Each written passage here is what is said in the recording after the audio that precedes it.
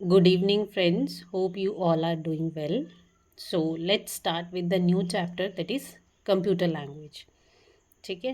I think operating system is clear all about. ठीक है. So, computer language क्या होती है हमारे पास? कंप्यूटर लैंग्वेज मीन्स जिस लैंग्वेज के थ्रू हम अपने सिस्टम के साथ इंटरेक्ट करते हैं.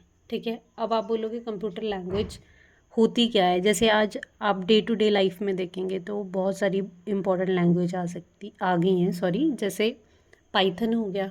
ठीक है. और सी हो गया, C++ हो गया. ठीक है. कोबोल हो गया. बहुत सारी लैंग्वेजेस हैं जिसके थ्रू हम लोग क्या करते हैं, अपने फंक्शंस को परफॉर्म करते हैं.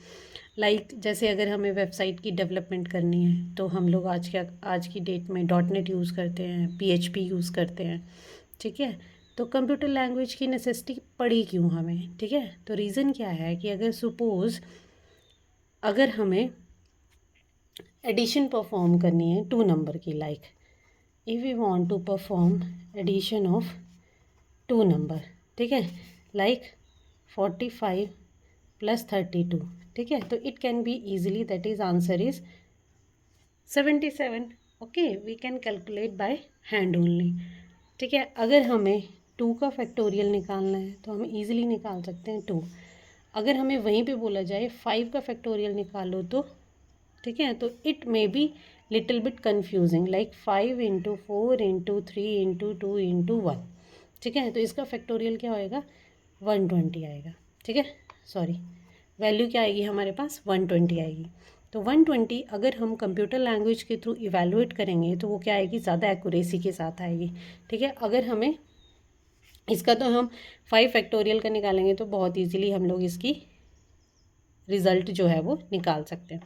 बट अगर हमें वहीं पे बोला जाए 1 2 5 4 5 का फैक्टोरियल की वैल्यू क्या होगी. ठीक है. So is it not possible by human being to evaluate the factorial of 1 2 5 4 5. ठीक है. तो इसके लिए क्या पड़ी, हमें कंप्यूटर लैंग्वेज की नेसेसिटी पड़ी.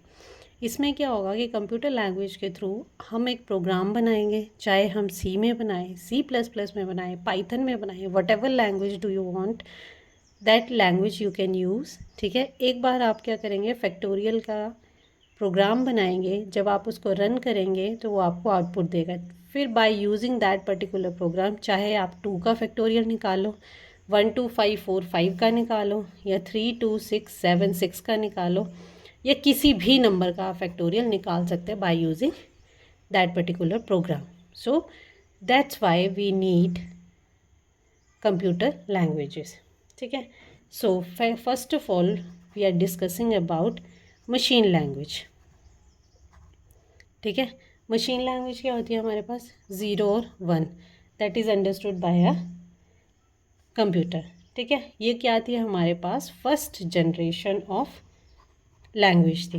ठीक है. सबसे पहले हमारे पास मशीन लैंग्वेज आई थी. ठीक है. इसमें हमारे पास ट्रांसलेशन की रिक्वायरमेंट नहीं होती थी. बट इसमें प्रॉब्लम क्या आई थी हमारे पास कि प्रोग्राम को डिबग करना थोड़ा सा मुश्किल हो गया था. ठीक है. उसके बाद आती है आपके पास असेंबली लैंग्वेज. अब असेंबली लैंग्वेज क्या होती है हमारे पास, इसमें हम लोग बेसिकली सेट ऑफ सिंबल्स और लेटर का यूज़ करते हैं. ठीक है. और इसमें हमारे पास ट्रांसलेशन की रिक्वायरमेंट होती है, हमें इसमें क्या करना पड़ता है, ट्रांसलेट करना पड़ता है. ठीक है. और असेंबली लैंग्वेज हमारे पास सेकेंड जनरेशन लैंग्वेज होती है और ये मशीन डिपेंडेंट होती है. Okay. And the third one is high level language. ठीक है.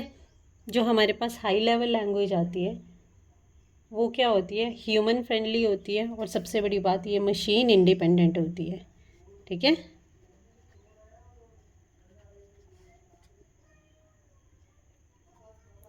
ह्यूमन फ्रेंडली होती है. ठीक है. जैसे एग्जांपल आ गया आपके पास बेसिक लैंग्वेज, सी लैंग्वेज, C++ लैंग्वेज. ठीक है. ये सारी की सारी क्या आ जाएंगी आपके पास, हाई लेवल लैंग्वेज. ठीक है. अब इस चैप्टर में इंपॉर्टेंट क्या होता है, बेसिक टर्मिनोलॉजी के बारे में आपको पता होना चाहिए, जैसे मशीन लैंग्वेज क्या हुई, असेंबली लैंग्वेज क्या हुई और हाई लेवल लैंग्वेज क्या हुई। ठीक है, नेक्स्ट हम लोग डिस्कस करते हैं, हमारे पास टर्म आती है कंपाइलर। अब कंपाइलर क्या होता है हमारे पास, ये कन्वर्ट करता है हाई लेवल लैंग्वेज को इनटू मशीन लेवल लैंग्वेज में। ठीक है, बट इसका क्या होता है हमारे पास, ये क्या करता है, ये स्कैन करता है पूरे के पूरे, स्कैन करता है ये पूरे के पूरे प्रोग्राम को, एंटायर प्रोग्राम को, and then translate into machine code. ठीक है, ये पूरे के पूरे प्रोग्राम को क्या करेगा, स्कैन करेगा और उसके बाद ये ट्रांसलेट करेगा मशीन कोड में। उसके बाद आ जाता है हमारे पास second one is interpreter. Interpreter क्या करता है, ये भी क्या करता है, कन्वर्ट करता है हाई लेवल को मशीन लेवल लैंग्वेज में ही, बट ये क्या करता है, लाइन बाय लाइन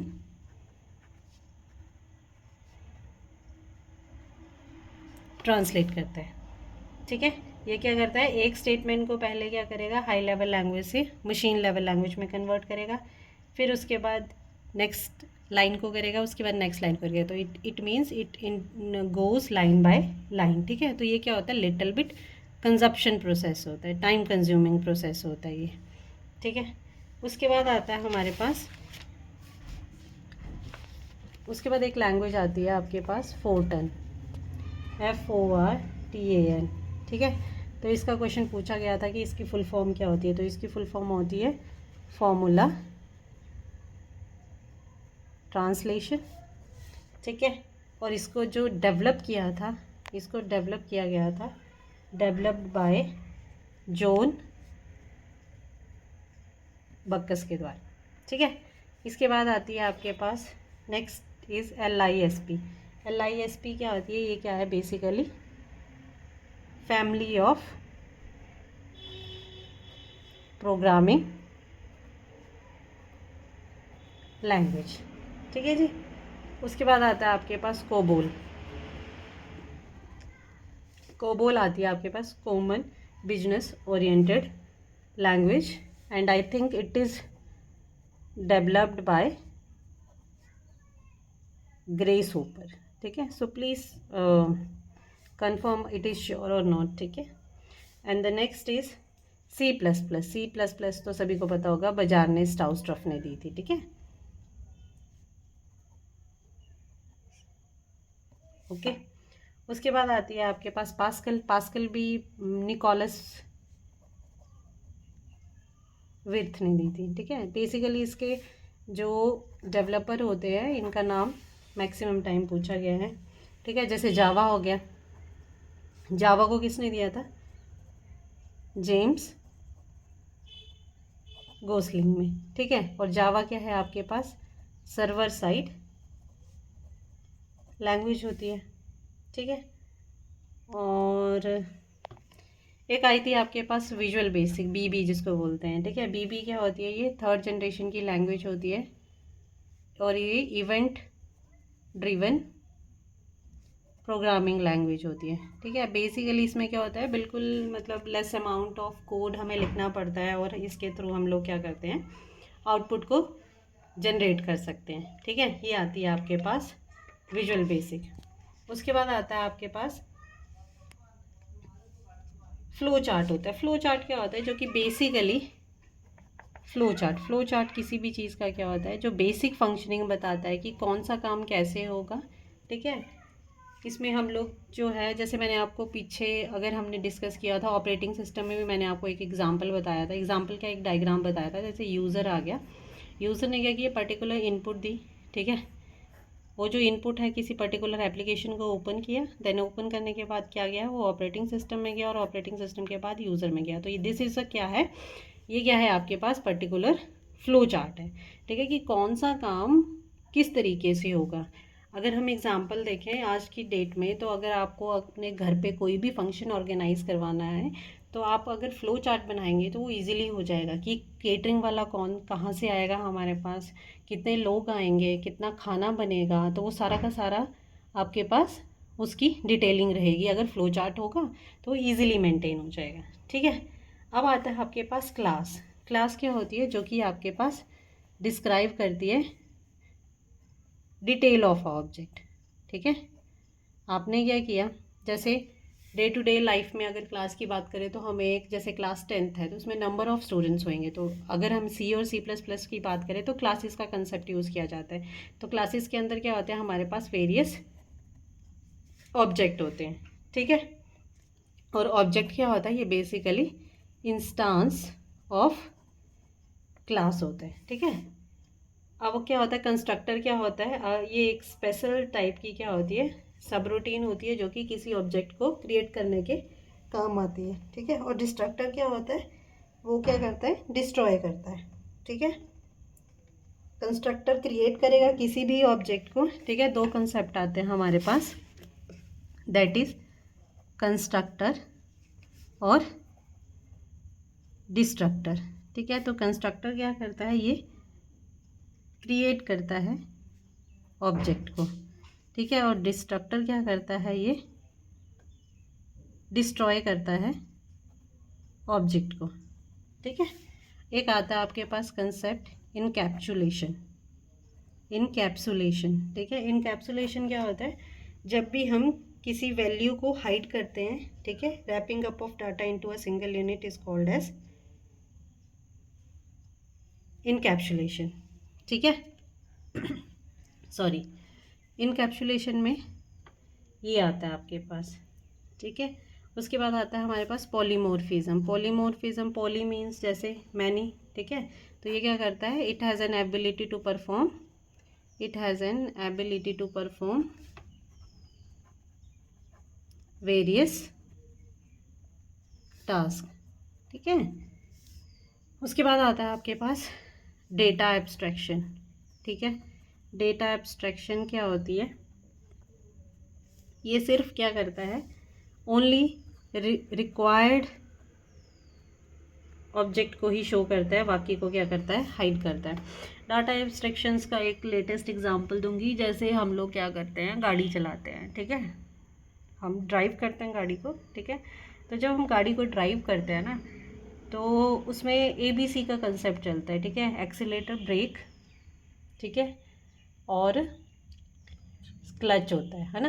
तो तीन चीज़ों का कंसेप्ट चलता है। जब हम लोग क्या करते हैं, गाड़ी को स्पीड अप करना होता है तो हम क्या करते हैं, स्पीड देते हैं। ठीक है, ब्रेक लगानी हो तो क्लच के साथ हम लोग ब्रेक दबाते हैं।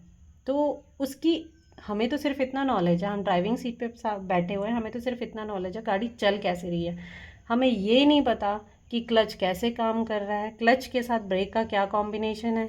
ठीक है, या फिर ब्रेक और सॉरी गियर और क्लच का क्या कॉम्बिनेशन है।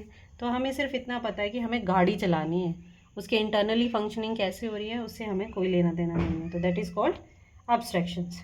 ठीक है, अब क्या आता है आपके पास, एक वर्ड और आता है, नेक्स्ट टॉपिक आता है आपके पास, लाइक